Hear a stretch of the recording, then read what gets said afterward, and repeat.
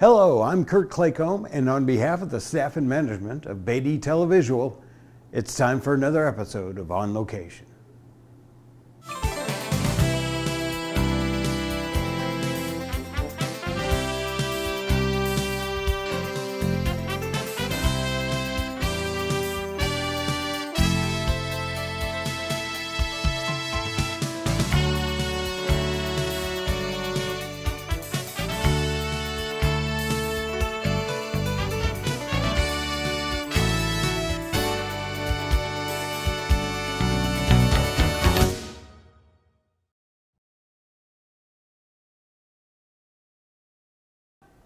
Memories are something we all cherish, whether it be a photograph or perhaps a quote that you have lived with all of your life, or even so, a building such as this that you remember from your childhood.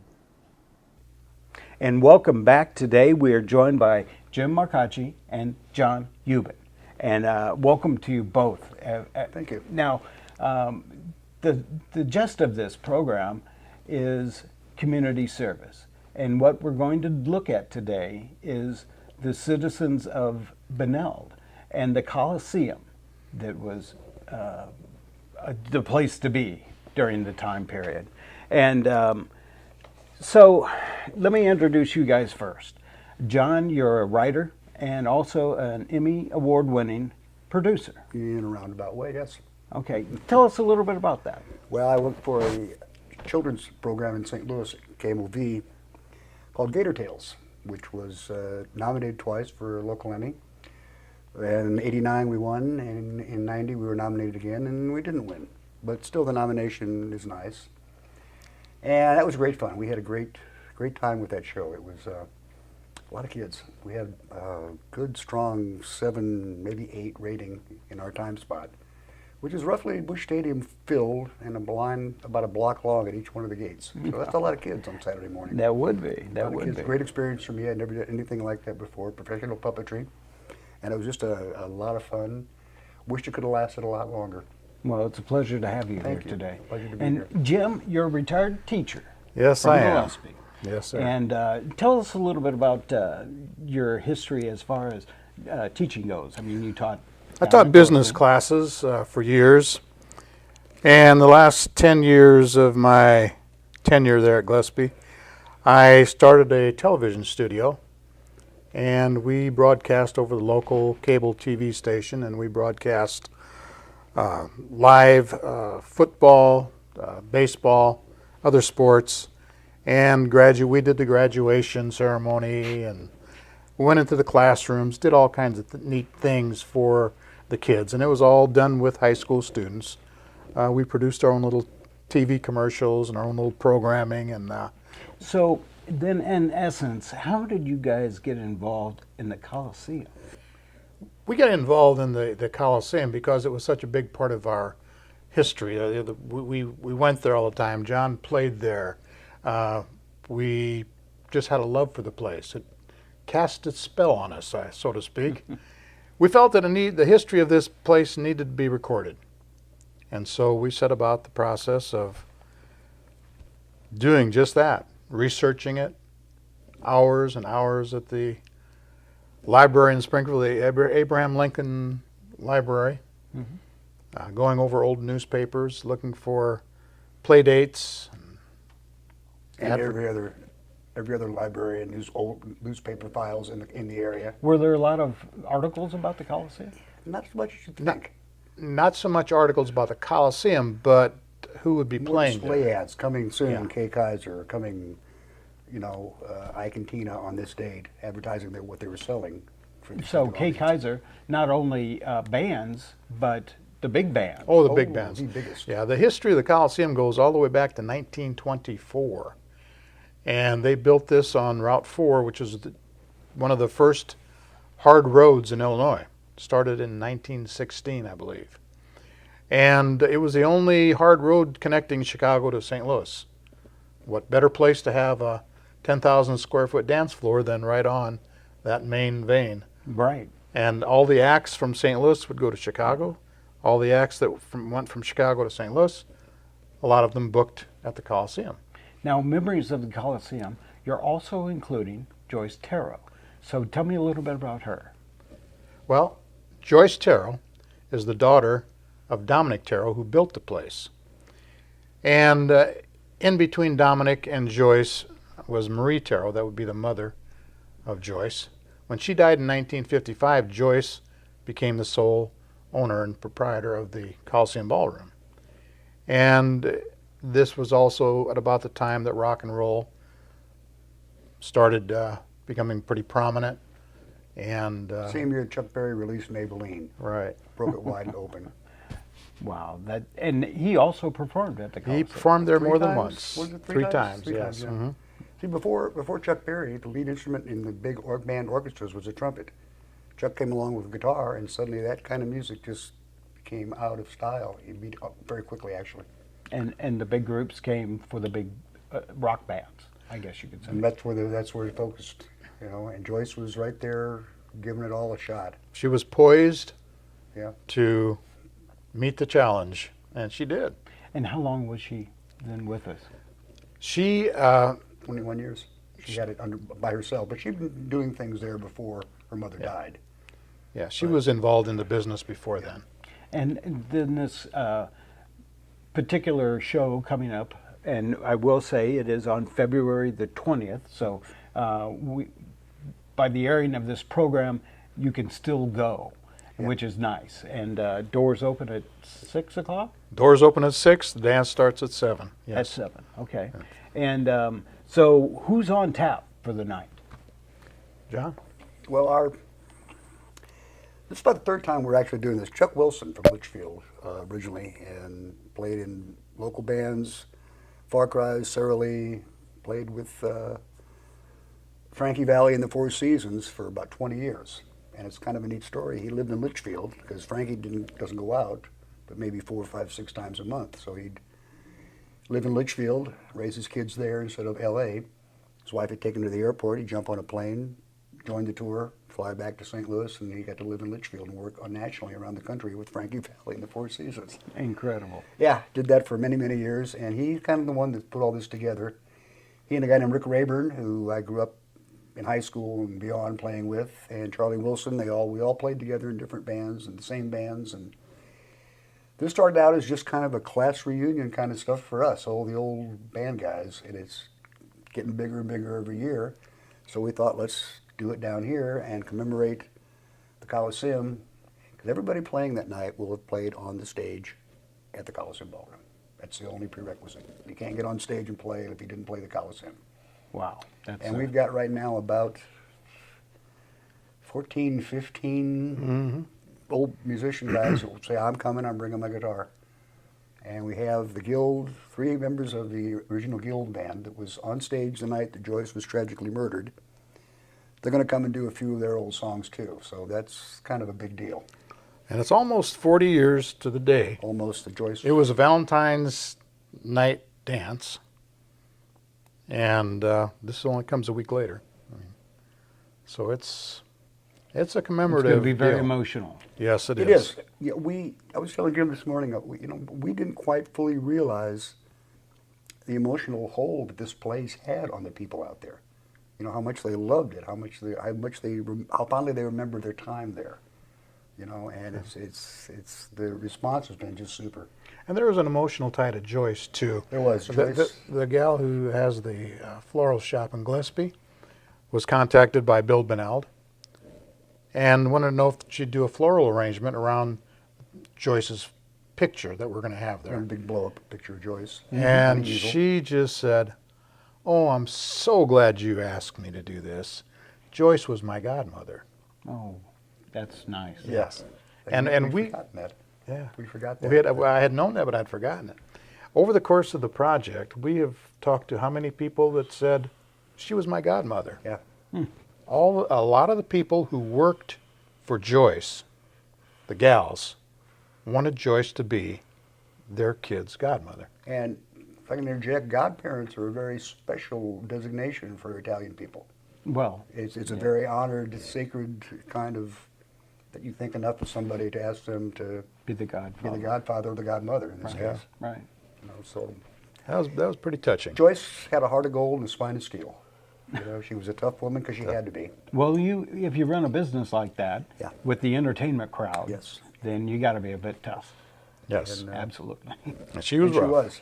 Yes. Now, this is being sponsored by Benld and also by your the Coliseum documentary program. Right. Or project. I'm Project. sorry. That's okay. So, where is all the proceeds going? I mean, Well, ultimately. Build Benld is a civic organization for the betterment of Benld. And over the past, it's only been in existence since 2010. And we have, and I'm a member of that civic organization. We have done veterans caravans, Vietnam veterans caravans, where we ride around the communities in the area. We had a dinner for them. We sponsored a Christmas dinner for the seniors of Benld every year. There's a very nice, becoming a very popular craft fair and flea market that comes in May. And we built a gazebo in downtown Benld. A lot of different things like that. Things for kids too. Bike safety clinics. They also give money to Adopt a Pet. Right. No Kill Shelter. They just donated money toward the bike trail.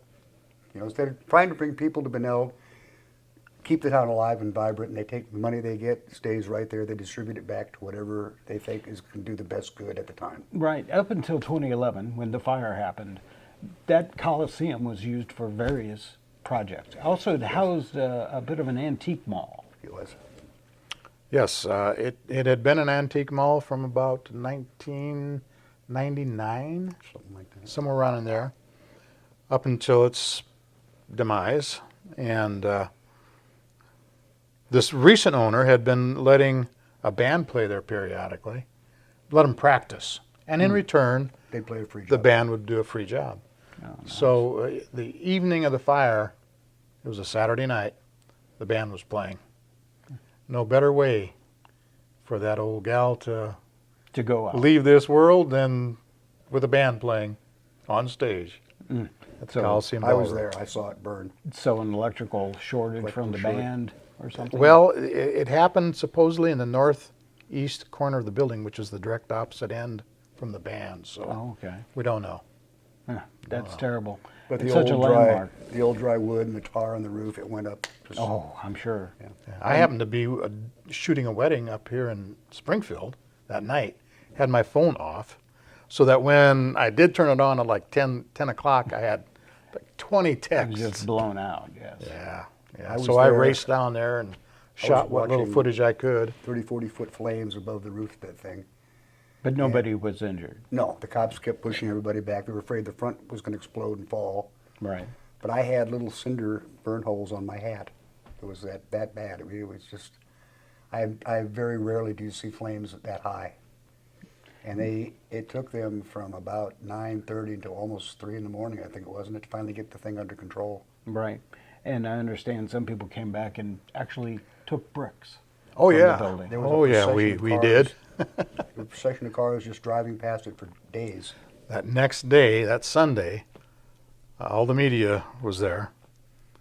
And I was talking to Channel 4 out of St. Louis, I believe, and my wife taps me on the shoulder and says, "Look at this. Cars just started going by like a funeral procession." For days. Is that right? Yes. And all paying their respect Yes. Something like that. They just wanted to see it for themselves. To a building. to a building, yes.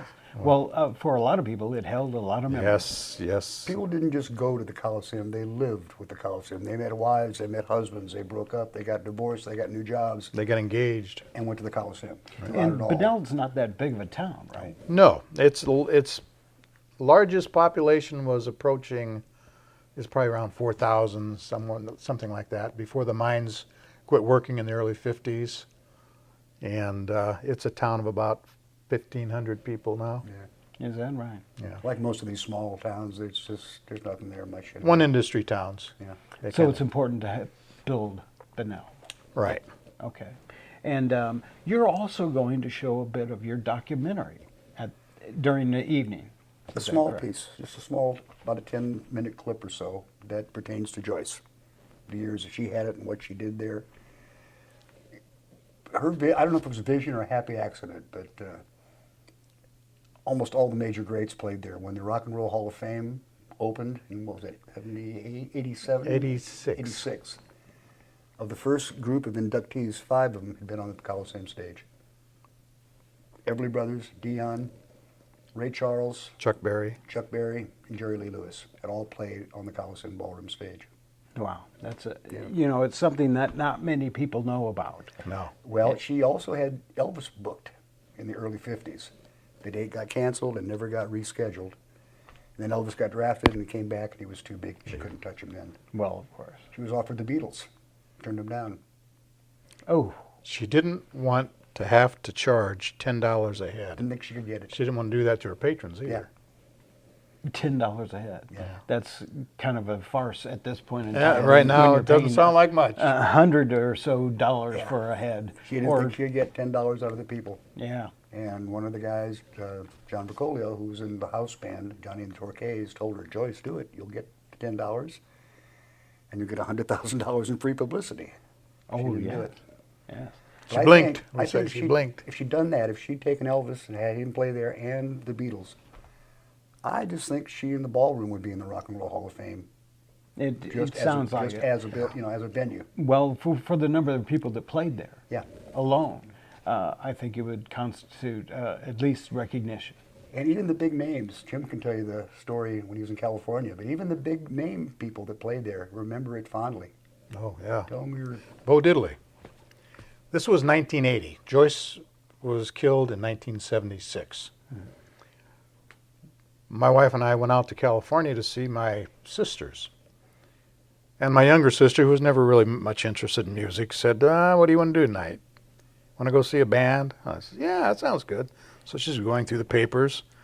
She says, there's a band by the name of Bo Diddley playing in San Jose. Well, I thought, the way she said it, it sounded like some group took up the name and it's spelled differently or something, you know. Maybe. Yeah. Yeah. So we went there, walked in the door. It was a smaller venue, but up there on about a 1.5 foot high stage is Bo Diddley. And he was just fabulous. At the end of the first set, I was going to go talk to him, and I thought, nah, I don't have enough nerve. So I had a few more drinks. Sure. At the end of the That second, changes things. yeah, I got much braver. At the end of the second set, I went up to him. I says, I'm sorry, do you mind if I ask you a question? He said, well, I know, young man. I got to remember this is 1980. I was a young man then. And I said, do you remember the Coliseum Ballroom? He says, Benld, Illinois. Oh, wow. Well, a blast from the past. Yeah. wasn't it? He said, what a great place to play music. Yeah. And he asked me about that Joyce lady. I said, Joyce Terrell. He says, yeah, Joyce Terrell, that's her. How's she doing? I said, I'm sorry to tell you, but she got shot and killed about 4 years ago. Everybody was really upset, genuinely upset to hear about that because he thought she was a real good businesswoman, you know, and Sure. didn't take any guff. He said, I respected her for that. Some people you meet, and it naturally becomes that immediately. Yeah. So, But he loved the building. He loved everybody Joyce. loved playing there. Everybody remembers it. Even the Quincy Jones, and we have an interview with Joey D, Peppermint Twist Joey D, and he remembers it fondly, remembers how warm and gracious everybody was to him, how much they enjoyed playing there, and there's no one that says, I don't want to play that rotten place. Everybody loved it and looked forward to it. well, and the Gillespie Civic Center is where they're going to be playing come the 20th. Can we maybe get a sneak preview on some of the special guests that might be performing? Well, the people I talked about earlier, Charlie, Rick, and Chuck will be the core. That's the group, the guild everybody's asking about. Yeah. I mean, everybody who was alive in the 70s, they want to know if the guild's going to be there. Yeah. Wow. And actually, the one player that played there back in Gary 2011, He's going to be back there again. he'll be back there this time. Yeah. Yes. Yeah. Oh, Remember that rendition of Georgia he did? Oh, yeah. Oh, that was. He's going to do that again. Jeez. Yeah. I know I won't miss it. That's for sure. But now, I mean, reading through the press release, you talk a little bit about food and drinks and stuff like that. What can people expect when they go down there? Well, they're not going to get fed. They're going to have snacks. Okay. But what some people are doing is they're getting food trays and going to bring them.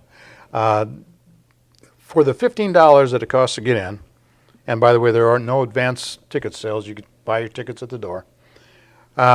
You will have a cash bar for wine and beer. And for the more hard beverages, you have to bring your own. We'll have soda for setups. But And you've also talked to some people about dressing the period. yeah, We've encouraged them to do so. yeah, it's not a mandate, It's but not a mandate. We're not going to have a costume contest or a judging, but we've strongly encouraged people to, yeah. Whether it be a poodle skirt or a leather jacket or we Some suspect. questions can't be answered. Why does the wind blow? Who knows? right. I understand. We'll leave that up to them. So what does it mean to you guys? And you can answer separately, but to be involved in this reconstitution of the ballroom. We've been at it, Jim and I, about 5 years now, and the ballroom, it's hard to explain. You had to have been there and lived through it. But there's kind of a little string that winds all of us together. You know, it's just that shared experience of being on that floor and listening to that music, or in my case, being lucky enough to be on the stage playing it to that crowded dance floor. But just being there in that room, that airplane hangar of a ballroom, you know, and Almost looked like a barrel building. yeah, in a way. But it was just, it's hard to describe. You had one of those things you just had to experience to really understand. And from the response we're getting from the area, a lot of people remember it so well and want to do it again.